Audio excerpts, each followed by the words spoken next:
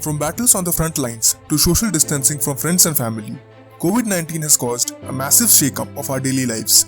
As we see businesses opening up and lockdowns being lifted, it won't be long that a new normal needs to be adopted. So here's what would happen and how would life look after COVID-19. The aspects that we are going to discuss will be social life, economy, education, work, travel, sports, and life expectancy.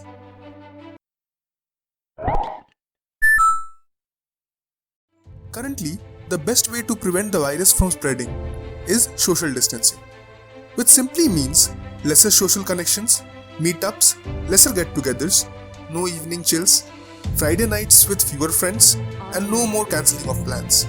Your balconies could be your new outing for the day. Your grocery shopping could be a new adventure. Social distancing also means emotional distancing of people. That would increase chances of being prey to anxiety, loneliness, and stress.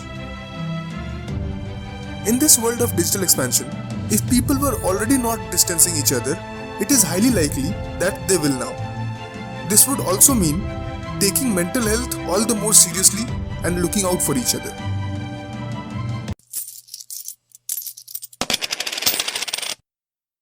COVID-19 has made a mockery of world economy.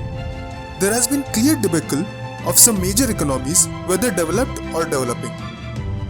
To emphasize on its impact, the global economy is expected to shrink by over 3% in 2020, the steepest slowdown since the Great Depression of the 1930s.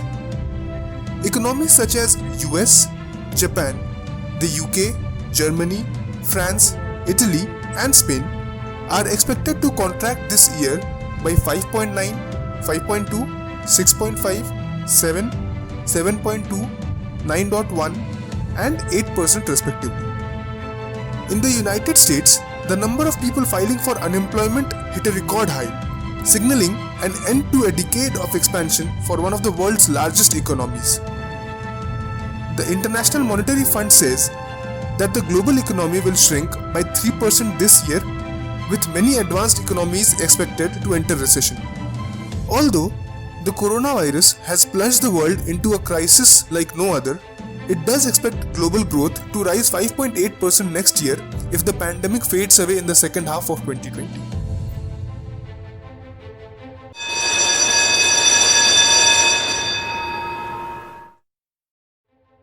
This is one of those sectors which has not seen any disruption for the past 50 to 100 years.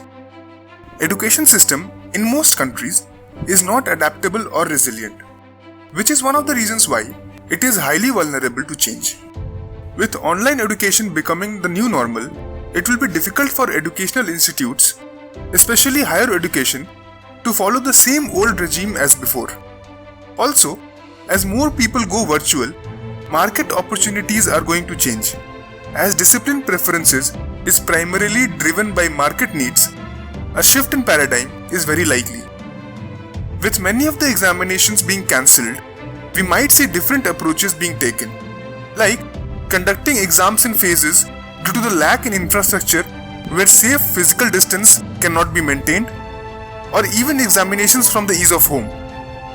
Such changes would affect children and youth who rely on free or discounted meal provided at school. Increase in dropout rates is another possibility where economic shocks will put pressure on children to work and generate income for financially distressed families.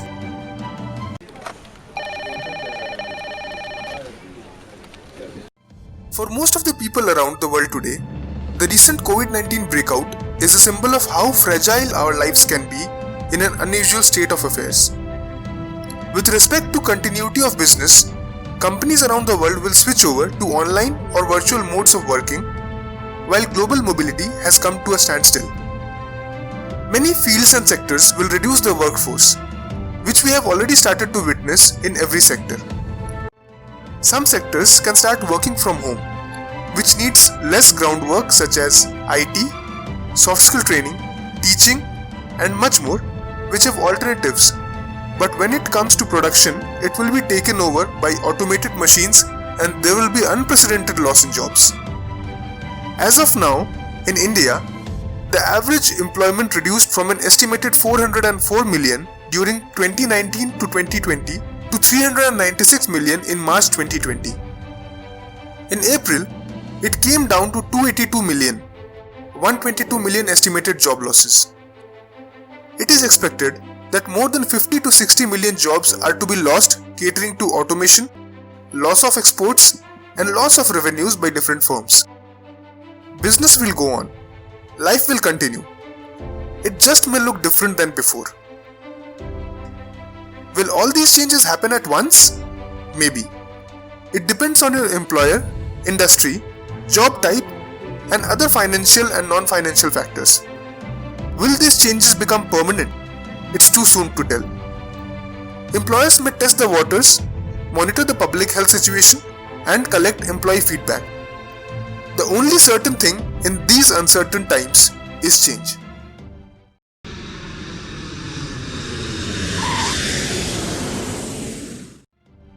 This is a figure showing travel restrictions from around the world. Domestic travels will be opening up before international travel, where entrance will be refused unless you have a certificate of immunity due to the fact that you have recovered from the infection or because you have been vaccinated. Of course, once the vaccine is available. One effect of those limitations on travel is the reduction in number of commercial flights. From more than 100,000, the number of commercial flights had dropped to a mere 28,000 in the month of April. Although it has recovered to half its strength, it is expected to take more than 18 months to recover completely. Shifting our focus from the customers, the sudden halt in global travel due to the pandemic would result in more than 100 million job losses this year. This would contribute to an estimated $2.7 trillion decline in travel and tourism GDP in 2020. Answer to the question of when will travel recover is not completely known. What can be said is that it will recover in stages and freedom to travel will vary not only from country to country but by region too.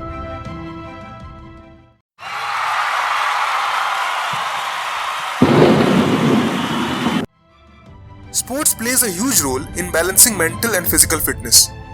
It also concludes a huge part of our entertainment industry, bringing people together. But major leagues like NBA, Premier League, IPL, and other events worldwide were cancelled. Even the events which took place were done with empty stadiums and will likely to be the same for the foreseeable future. People will be skeptical about going outside and play, having an inclination towards indoor games. This might lead to a generation of people who might not at all be seen playing in fields. Even if they do, they will be covered with protective gears, masks, and whatever they find relevant enough.